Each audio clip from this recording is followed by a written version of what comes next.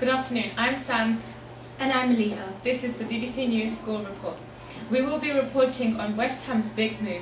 Since the past 2 weeks, Barry Hearn, cheerleader of Leyton Orient Football Club, has been disputing against West Ham United over the Olympic Stadium. Hearn has repeatedly stated he will not back down. However, on Wednesday he admitted he will not take further action of his legal fight if his case is unsuccessful. Over to my colleague Lily. Thank you, Sam. On the other hand, West Ham's co-owner, David Gold, is waiting to have the stadium. If West Ham gets the stadium, the profits from the Premier League has to be contributed. Tottenham wants to dismantle the stadium and build a football ground. However, 81% of the public has disagreed. Mr. Gold also said it's a once-in-a-lifetime experience. Passing on to our correspondent, Onana.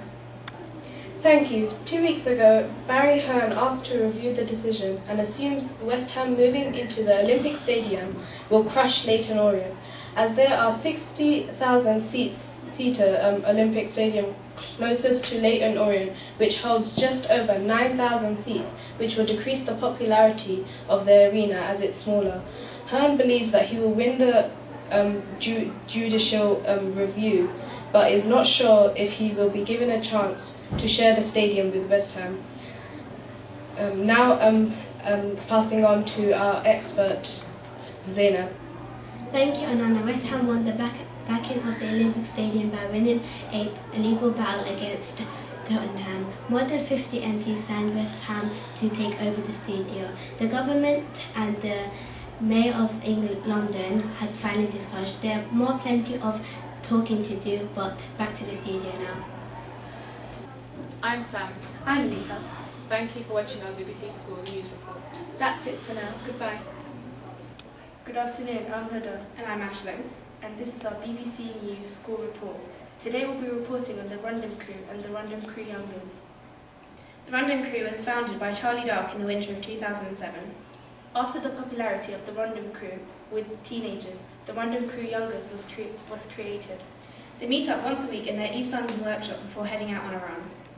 This organisation aims to inspire the younger generation into having healthier lifestyles. After the success for Britain in the London 2012 Olympics, there has been an increase of up to 50% in teenagers participating in physical activities such as joining the Rundum Crew and the Rundum Crew Youngers. We will now pass over to Mariam and Namra, who will be interviewing 2 members of the Rundum Crew Youngers. This is Nikita and Zainab. They are our 2 members from the Rundum Crew. So what inspired you to take part?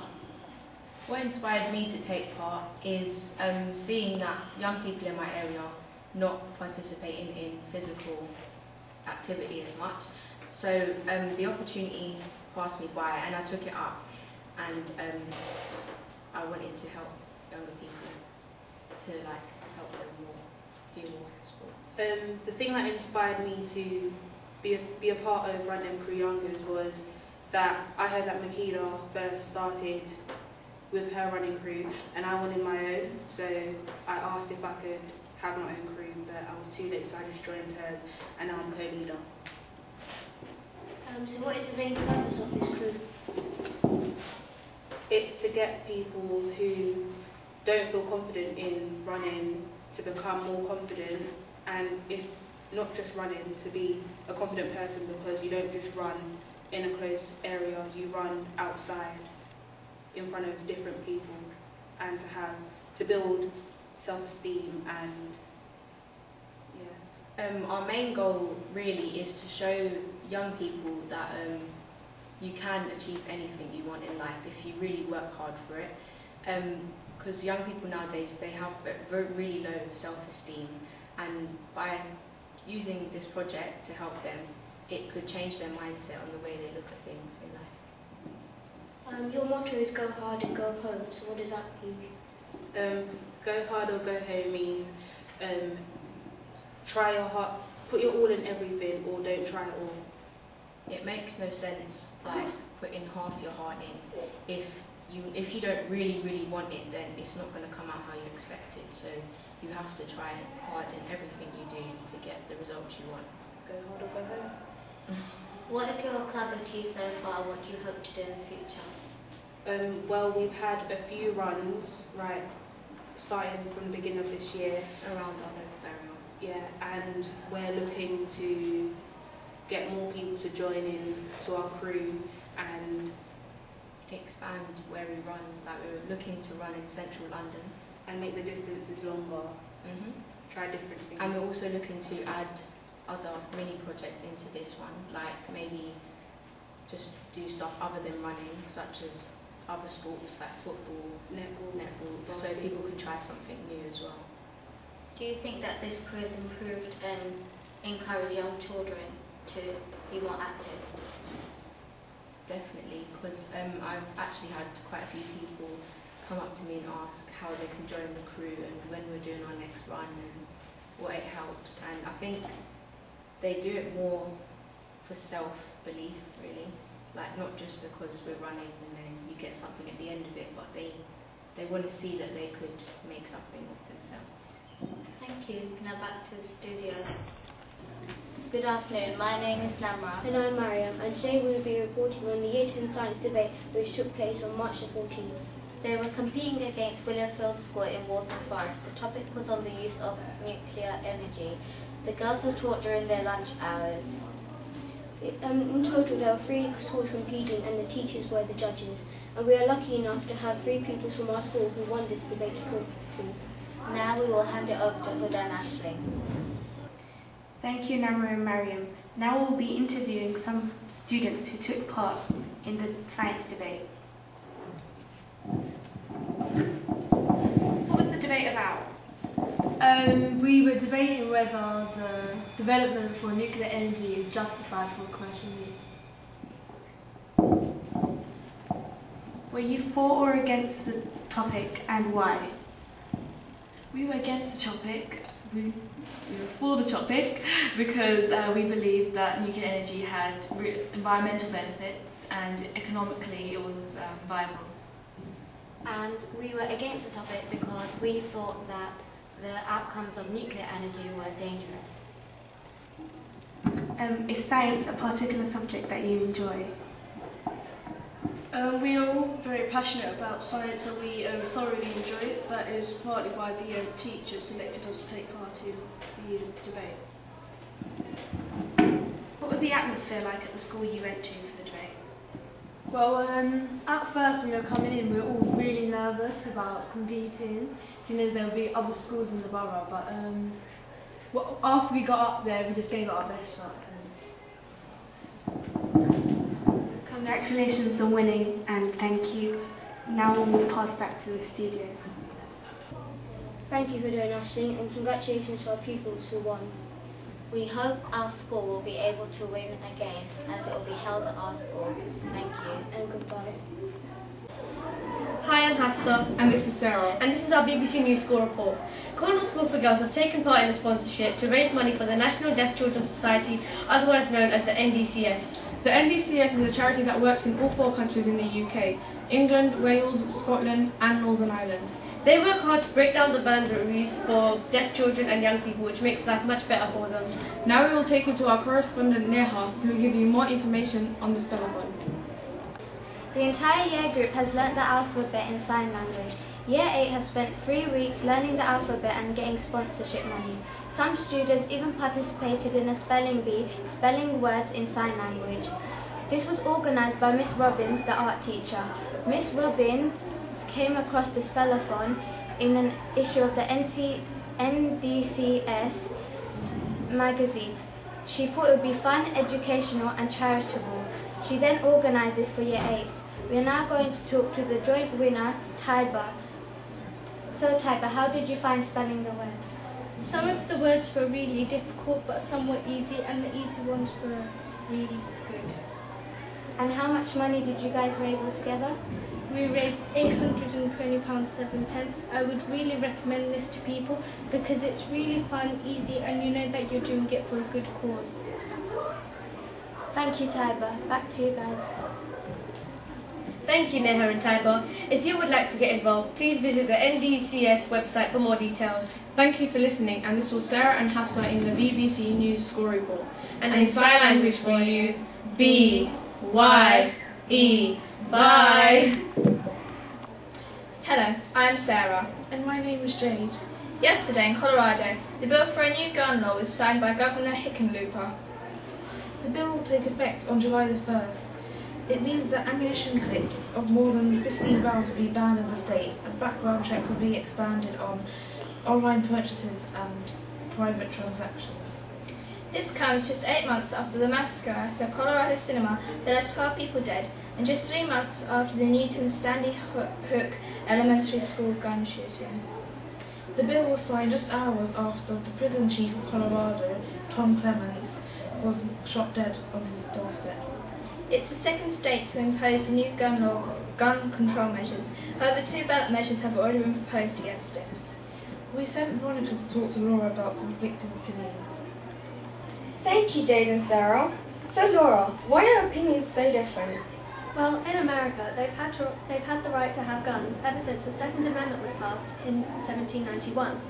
Ever since then, people have become really passionate about guns because they use them for things such as self-protection and for entertainment purposes and things such as gun shows. So now that there are restrictions on them, people are becoming quite upset.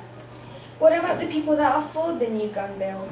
Well, they believe that to prevent massacres, there should be less guns available and there should be more expanded background checks and more restrictions on guns that are available. So obviously they're quite happy about it. What about the President of the United States, Barack Obama? What does he think about all of this?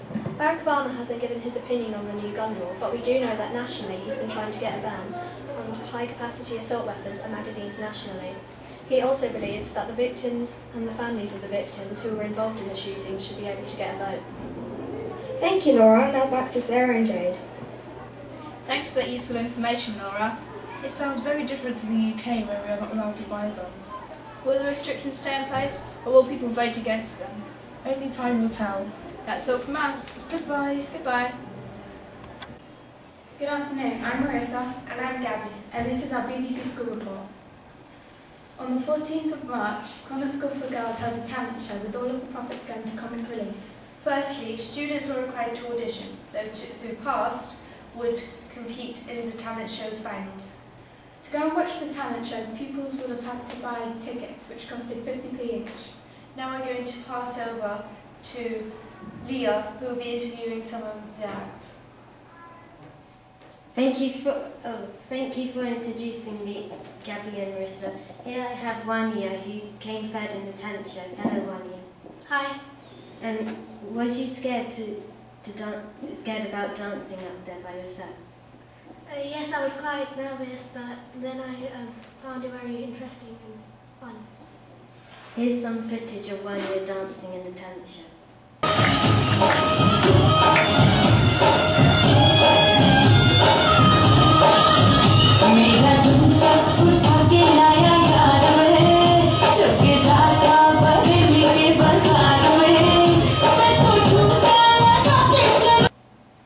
You dance really professionally for your age. How long have you been dancing?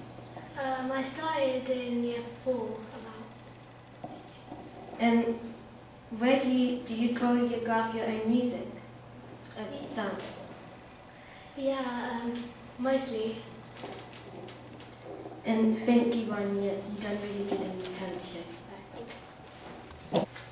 Here I have Zoe, who was the guest performer in the talent show.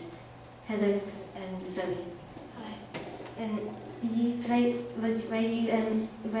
How did you feel when you got called back to be in the talent show?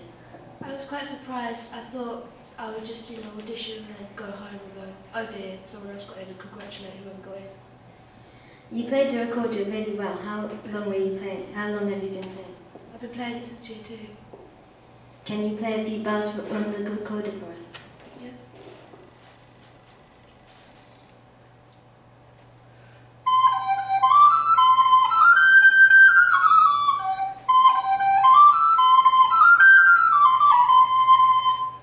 Thank you, that was really good. And what's your favourite song on the recorder? There's something called ballads. It's a really nice piece. It's quite slow, and it gets quite loud or dynamic in the middle. I don't really like it, and I can play it quite well.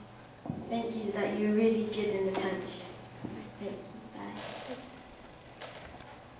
Here I have the winner of the talent show. Hi, Lexi. Hi. And what was it like to be up there singing? It was quite exciting but nerve-wracking at the same time because I've always been a nervous person, but kind of pulled through this performance. Could you sing a little bit for us now? Yeah, sure.